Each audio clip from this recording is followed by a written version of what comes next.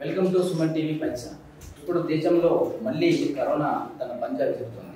కొత్తగా వస్తున్న JN.1 variant దేశంలో చాలా అన్ని చోట్ల విస్తరిస్తుంది.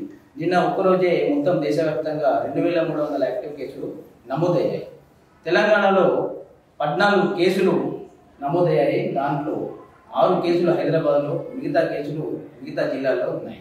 నిన్న ఒక్కరోజే 519 కేసులు దేశవ్యాప్తంగా నమోదయ్యాయి.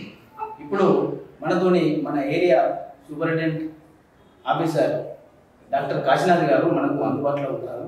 అతన్ని అడిగి ఇక్కడ ఈ ఏరియా ఆసుపత్రిలో ఉన్న సౌకర్యాల గురించి ఒకసారి తెలుసుకుందాం.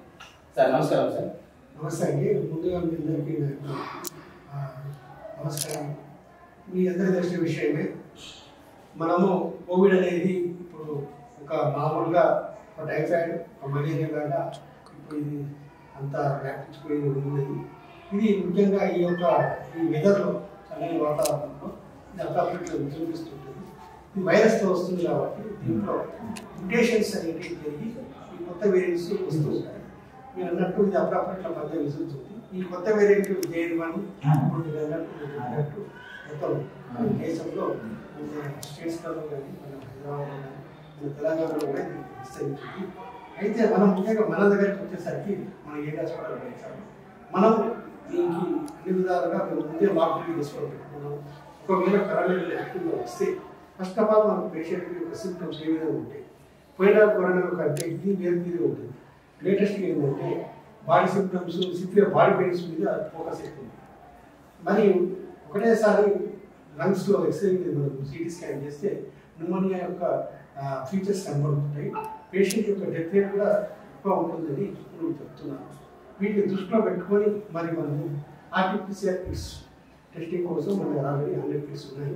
ఎవరైనా పేషెంట్స్ సింప్టమ్స్ వచ్చి వారు అడిగినట్టయితే వెంటనే మనం RT-PCR టెస్ట్ చేసి వారికి దాని యొక్క పాజిటివ్గా నెగిటివ్గా పెట్టి దాన్ని బట్టి ట్రీట్మెంట్ చేస్తాము. మనం పోయిన కోవిడ్లో యూజ్ చేసినటువంటి మెడిసిన్స్, ఇటు అజితోమైసిన్ కానీ, డాక్సైక్లిన్ కానీ, ఇటు జింక్ కానీ, విటమిన్ C కానీ, పారాసిటమాల్ కానీ, మాంటైల్ మెడిసిన్ కానీ, ఇలాంటి ట్యాబ్లెట్స్ మన దగ్గర ఉన్నాయి. మీరు అన్నట్టు మన దగ్గర ఐసోలేషన్ బెడ్స్ మొత్తం 30 పెట్టాము మనము. దీంట్లో 25 మామూలు సాధారణ బెడ్స్, ఒక 5 అవసరమైతే ICU సెటప్ లాగా తయారు చేసి వాటికి వెంటిలేటర్ సపోర్ట్ ఇచ్చి పెట్టుకుంటాము. మరి వీటికి ఆక్సిజన్ మీరు అన్నట్టు మన దగ్గర పెద్ద సిలిండర్ అవి ఒక మన దగ్గర 20 దాకా ఉంది.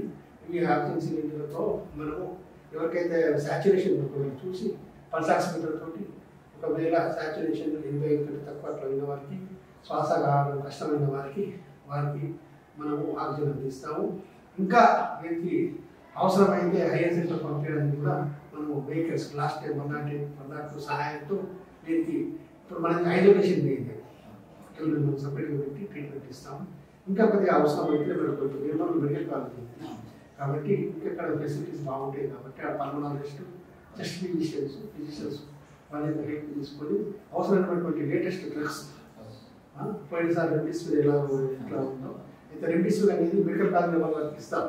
కాబట్టి ఎలాంటి పేషెంట్స్ ఎవరైనా సీరియస్ ఉండి ఈ మార్బిడ్ కండిషన్స్, ముఖ్యంగా ఈ డయాబెటీస్, హైపర్ టెన్షన్ ఇవన్నీ ప్రాబ్లమ్స్ ఉన్నప్పుడు, ఎవరైనా క్యాన్సర్తో బాధపడుతున్నారు, పెద్దవాళ్ళు వచ్చినప్పుడు, ఎవరైనా వీక్ ఉంటారు బాడీగా, ఇంకా వేరే HIV రోగాలతో సఫర్ అయ్యే వారికి ఇమ్యూన్ సిస్టమ్ స్ట్రాంగ్ ఉంటుంది కాబట్టి వీరికి అక్కడికి పంపించి వాటికి మీరు వాటితో కోఆర్డినేట్ చేసుకుని ఇంకా మామూలు సింప్టమ్స్ ఉన్న వారికి డయాగ్నోస్ అయిన తర్వాత ఈవెన్ హౌస్ ఐసోలేషన్, ఎవరికైతే హౌస్ ఐసోలేషన్ ఉండదు ప్రాబ్లం ఉంటుంది వారికి మేము లాస్ట్ టైం కూడా కొన్ని హాస్టల్స్ ఐడెంటిఫై చేసి హాస్టల్లో కూడా వారికి మేము ఉండడానికి ఐసోలేషన్ చేస్తాం. సార్ కరోనా రాకుండా ఉండడానికి తీసుకోవాల్సిన జాగ్రత్తల గురించి ఒకసారి ముఖ్యంగా ఎప్పుడైతే మనకు WHO కానీ మన ఈ హెల్త్ ఆర్గనైజేషన్స్ ఇమీడియట్గా మనకి ఎప్పుడైతే ఈ కరోనా స్టార్ట్ అవుతుందని చెప్తుందో ఇమీడియట్గా ముఖ్యంగా దీంట్లో ఐసోలేషన్ మరియు డిస్టెన్స్ అనేది సామాజిక డిస్టెన్స్ మనం బాధ్యతగల ఇండియన్స్గా మనకున్న ప్రాబ్లం వేరే వాళ్ళకి పోదు కాబట్టి మనకేమైనా ప్రాబ్లం ఉన్నదంటే మనం ఇమీడియట్గా మనం సెల్ఫ్ ఐసోలేషన్ కావడం, దానికి కావాల్సినటువంటి ట్రీట్మెంట్ తీసుకోవడం, మాస్క్ యూజ్ చేయడం, శానిటైజర్స్ యూజ్ చేయడం, ఈ విధంగా మనం పాటిస్తే 99% control. Okay, thank you sir. ఎటువంటి పరిస్థితులు ఎదుర్కోవడానికి సిద్ధంగా ఉన్నామని మన ఏరియా ఆసుపత్రి సూపరింటెండెంట్ కాశీనాథ్ గారు చెప్తా ఉన్నారు. Thank you sir. Thank you sir. ధన్యవాదాలు. Thank you. మీరు వచ్చి మళ్ళీ ఒకసారి ప్రజల్లో చైతన్యం చేయించడానికి ముందుగా వచ్చి ఇంటర్వ్యూ తీసుకున్నందుకు మీకు మా యొక్క అభినందనలు. మీరు చెప్పినట్టు మేము మా స్టాఫ్తో కూడా మీటింగ్ తీసుకొని ఇంకా వారిని అలర్ట్లో పెట్టేసి ప్రజల్లో కూడా చైతన్యం తీసుకొస్తాం. Okay, thank you sir. Thank you.